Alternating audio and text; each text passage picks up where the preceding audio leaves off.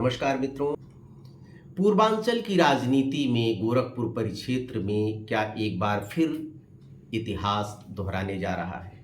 जो राजनीति हुआ करती थी आज के 40-50 वर्ष पूर्व, क्या उसकी शुरुआत फिर होने जा रही है, क्योंकि एक नया घटनाक्रम हुआ है।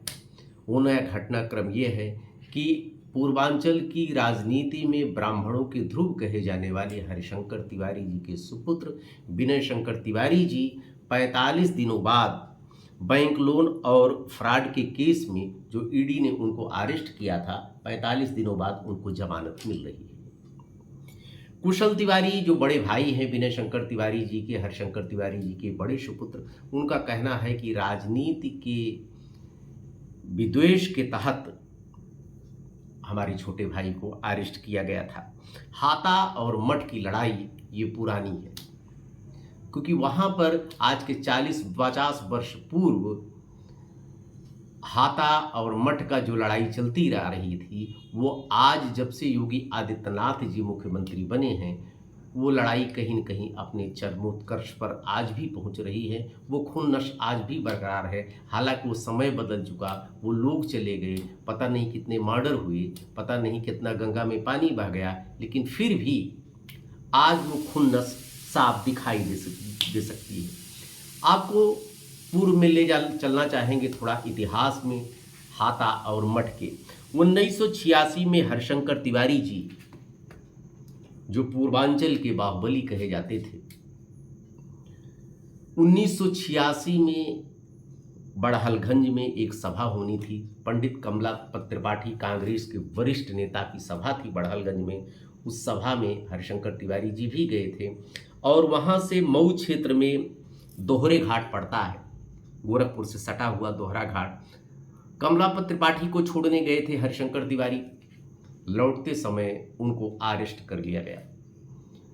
उस समय मुख्यमंत्री थे वीर बहादुर सिंह, वो भी गोरखपुर क्षेत्र के थे।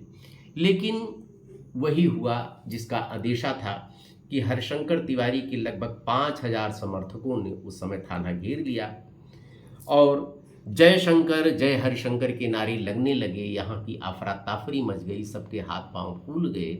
तब पंडित कमला त्रिपाठी जी को वीर बहादुर सिंह को फोन करना पड़ा था। उसके बाद हरिशंकर तिवारी जी को छोड़ा गया।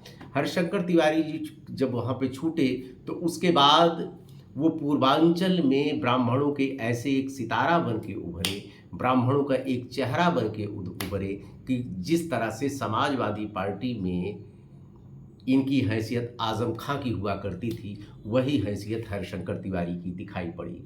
हालांकि हाता और मठ की लड़ाई पहले से थी, तमाम उसमें मर्डर भी हुए।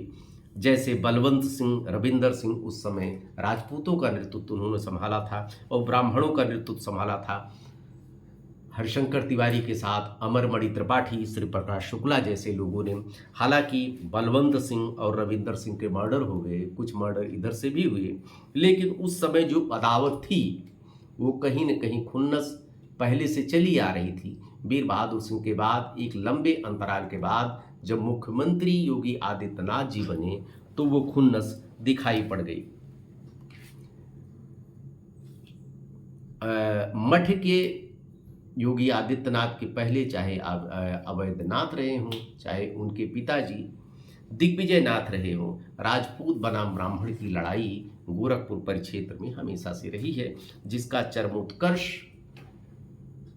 हरिशंकर तिवारी के बाद से वहां पर एक बाद नेफ्त में चला गया। चाहे मठ हो, हाता की नेफ्त में चला गया, उसके बाद उत्कर्ष होता है। तब तो 86 में शायद प्रादुर्भाव भी नहीं हुआ रहा होगा योगी आदित्यनाथ जी का। लेकिन आज अब प्रश्न ये उठता है कि 1986 में जब अरेस्ट किए गए थे, जब गिरफ्तार किए गए थे हरिशंकर तिवारी जैसे उदयमान सितारे बनकर उभरे थे, क्या कुशल तिवारी, हरिशंकर तिवारी जी के छोटे पुत्र, कुशल तिवारी नहीं, विनय शंकर तिवारी को जो अरेस्ट किया गया है, क्या लगता है कि वही संजीवनी जो 1986 का इतिहास फिर दोहराने जा रहा है? 1986 में जिस तरह से हरिशंकर तिवारी जी को संजीवनी मिली थी, पूर्वांचल के एक उदयमान सितारे ब्राह्मणों के बन के उभरे थे, क्या वही इतिहास फिर दोहराने जा रहा है और विनय शंकर तिवारी अब राजनीति के ऐसे ध्रुव या हाथा कुशल तिवारी बनने जा रहे हैं?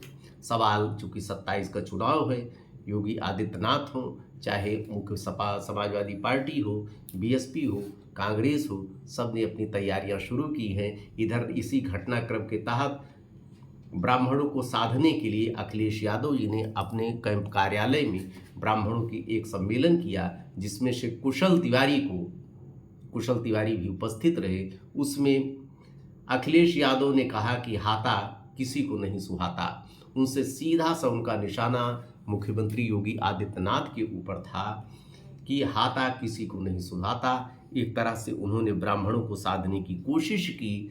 अब देखना यह है कि 2027 के चुनाव में